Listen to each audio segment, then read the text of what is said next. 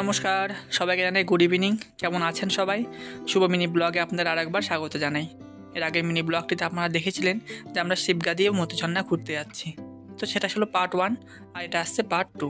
তো আপনারা সেই ভিডিওতে অনেক ভালোবাসা দিয়েছেন, তার জন্য আপনাদেরকে অসংখ্য ধন্যবাদ। চলেন, এখন মোটামুটি চলে এসেছি শিবগাদির দিকে। আর বেশিক্ষণের রাস্তা নেই, অনেকটা রাস্তা পার হয়ে এসেছি। আর এই যে সামনে ছোটো ছোটো পাহাড়ের দৃশ্যগুলো এত সুন্দর লাগছে। আপনার আরও সুন্দর জায়গা আছে সামনে। আস্তে আস্তে রাস্তার দিকে যাই, আপনাদের সাথে গল্পগুলো করি।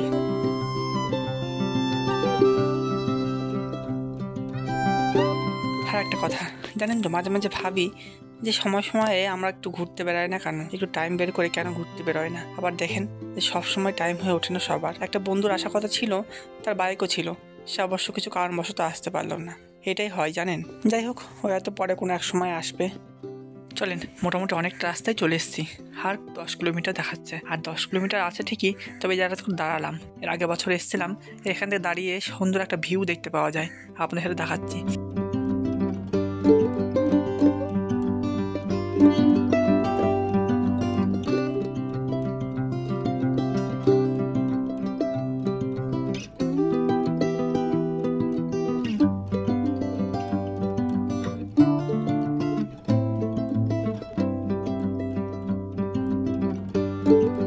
চলেন, মোটামুটি হয়ে গেছে দেখা।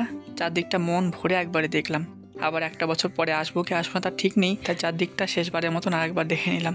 যাওয়ার সময় এটা দেখে যাবো না, যাওয়ার সময় অন্য একটা রাস্তা ধরে ওই রাস্তাতে চলে যাবো। আর যাওয়ার সময় ওই রুটটি ধরলে অনেকটা রাস্তা কম পড়বে, মোটামুটি 60 কিলোমিটার 70 কিলোমিটার এখান থেকে, সেটা অনেকটা কম পড়ে যাবে। যাই হোক, চলেন আর একবার শেষবারের মতন দেখিনি, তারপরে রওনা দেবো।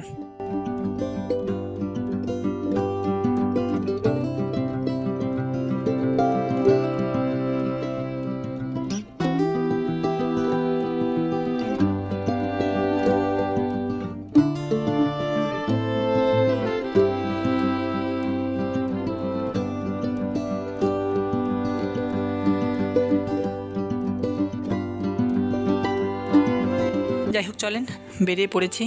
আর বেশিক্ষণ রাস্তা দেখাচ্ছে না, মোটামুটি 10 থেকে 15 কিলোমিটার।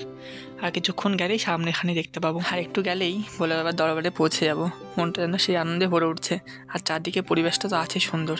আর দেখেন, এরা এত দূর থেকে জল টেনে নিয়ে আসছে, মনে হয় ফারাক্কা থেকে। দেখেছেন, হয়তো বাড়ি বাড়ি করে পাল্টাপাল্টি করছে, তবে কষ্টও করছে খুব। হয়তো ফলও খুব তাড়াতাড়ি পাবে। যাই হোক, চলেন আর কিছুক্ষণ রাস্তা, তারপরে আমার গন্তব্যস্থল, আমার ভোলে বাবার দরবার। যাই হোক, চলেন।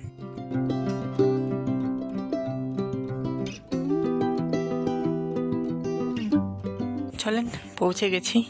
এই যে বাইকগুলো পার্কিংয়ে রেখে দিয়েছি। 50 টাকা করে আবার পার্কিং দিল, জানেন? এতটা রেট বেশি, হয়তো সারাদিন রাখলেও কোনো অসুবিধা নেই। আর এই যে মোটামুটি 4 সাইডে মেলা।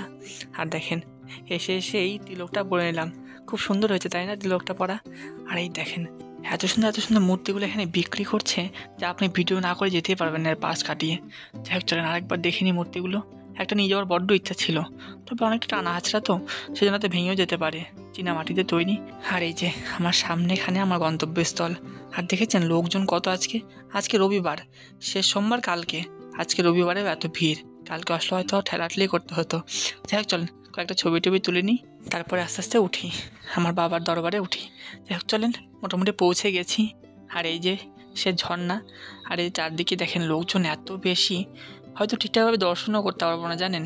এত ভিড়ের মধ্যে ঠেলাঠেলি করে ঢুকবো ঠিকই, তবে ঠিকঠাকভাবে দর্শন না করলেও, বাবাকে যদি না প্রণাম করি ঠিকভাবে, মনে আশা আকাঙ্ক্ষা যদি নাই বলতে পারলাম, তাহলে সেই দর্শনটা মোটামুটি সম্পূর্ণ হয় না। আর দেখেন, সেটাই সত্যি হয়ে গেল, এতটা ভিড় সামনে।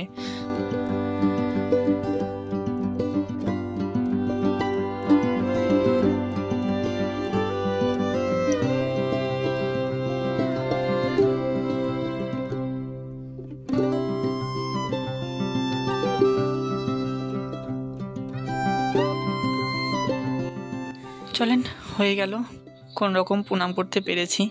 মনে আশা আকাঙ্ক্ষা না বলতে পারলেও বাবা হয়তো সব কিছুই শুনে নেবেন মন থেকেই, হয়তো সামনেখানে গিয়ে বলতে হয় না। জলটাও কোনো রকম ঢালতে পেরেছি, তো মনে একটা শান্তি, হাত দিয়ে ছুঁয়ে প্রণাম করে এসেছি। তো যাই হোক, চলেন মোটামুটি 4-5টা দেখে নিই আস্তে আস্তে আবার উপরে উঠবো, পাহাড়ের উপরে উঠবো।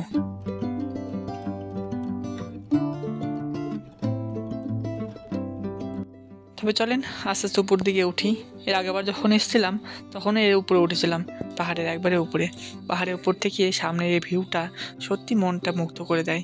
যাই হোক চলেন পাহাড়ের উপরে এবার উঠি, উঠে ভিউটা দেখে আবার মতিঝর্ণার উদ্দেশ্যে রওনা দেবো। আর দেখেন অতটা রাস্তা এসেছি বাইকে জার্নি করে, তারপর আবার না খাওয়া।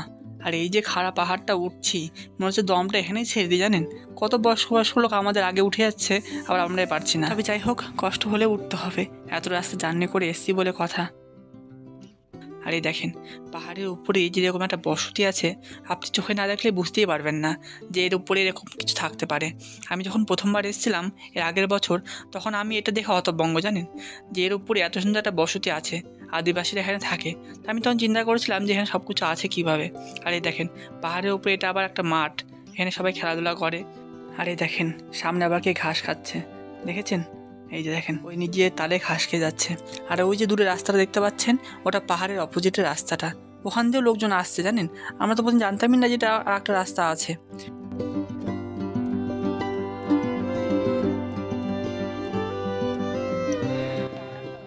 চলেন ওপরে পাহাড়ে উঠেছিলাম কিছুক্ষণ আগে, রেস্ট নেওয়া মোটামুটি হয়ে গেছে। এখন আবার পাহাড়ের নিচে যাওয়া যাক, আবার মতিঝর্ণা যাবো তো এখান থেকে। তো চলেন মতিঝর্ণা যাওয়া যাক। এখন পাহাড়ের নিচে আগে নামি। তবে চলেন আজকের মতন এখানেই বিদায় নিচ্ছি, দেখা হবে আবার ঠিক কালকে ঠিক এই টাইমেই। ততক্ষণ আপনারা সবাই সুস্থ থাকেন, সাবধানে থাকেন, নিজের পরিবারের সকলে খেয়াল রাখেন। আর আজকের এই ব্লগটি আপনাদের কেমন লাগলো সেটা অবশ্যই কমেন্ট করে জানাবেন। যদি ভালো লাগে তাহলে একটু ভিডিওটাকে শেয়ার করে দিতে পারেন। তবে সুস্থ থাকেন, সাবধানে থাকেন, দেখা হবে ঠিক কালকে। বাই।